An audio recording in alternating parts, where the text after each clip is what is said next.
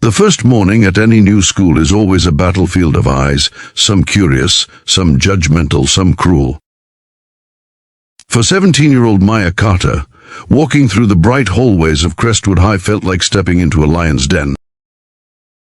Her dark hair was neatly tied into a ponytail, her white shirt crisp, her bag hanging perfectly on one shoulder. She kept her head down, quiet, hoping to blend into the crowd. But silence, in schools like this, was often mistaken for weakness.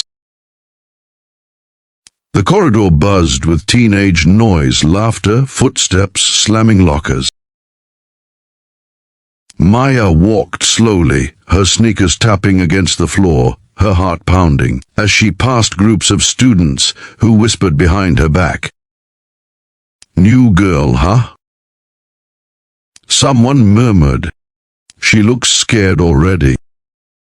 Probably one of those weird quiet types. She heard it, every word, but kept walking. Years of discipline had trained her to stay calm. Not just any discipline, but the kind taught through sweat, bruises, and years in a dojo.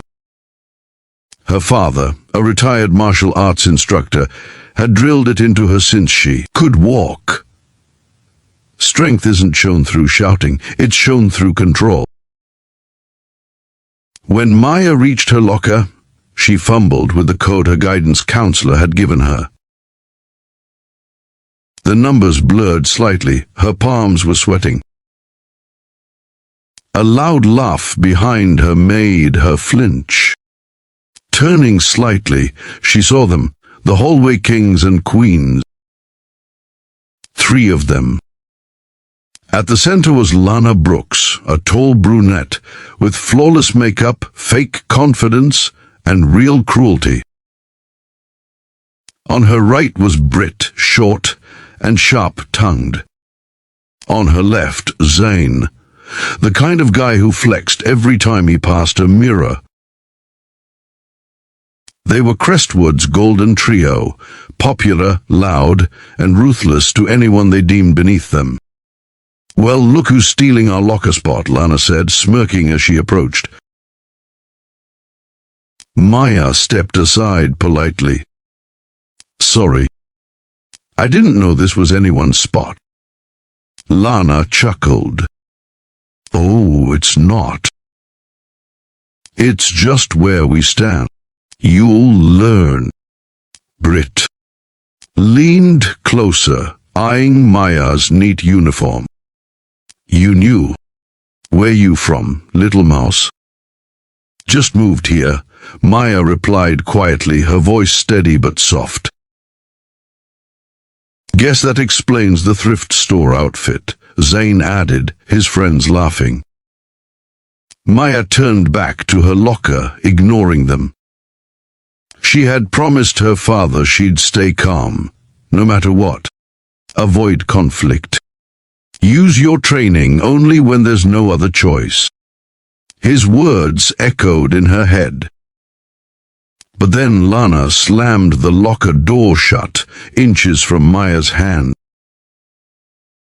The sound cracked through the hallway, drawing attention.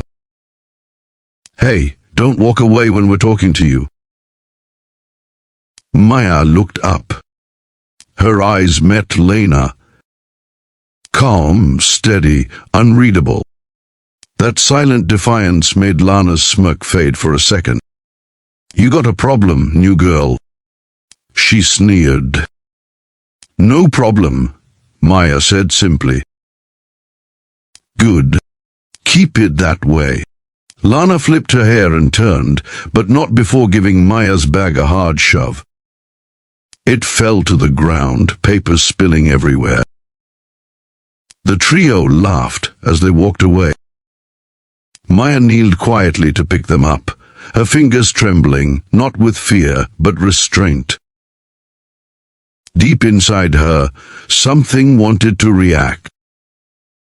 But she breathed in, slowly, controlled. She knew the rule, never strike first. The morning went on painfully slow. In class, Maya sat alone, while whispers floated behind her. That's the new girl Lana messed with. She didn't even say anything back. Guess she's scared. But there was one person watching differently. Eli, the boy who sat 2 rows behind her.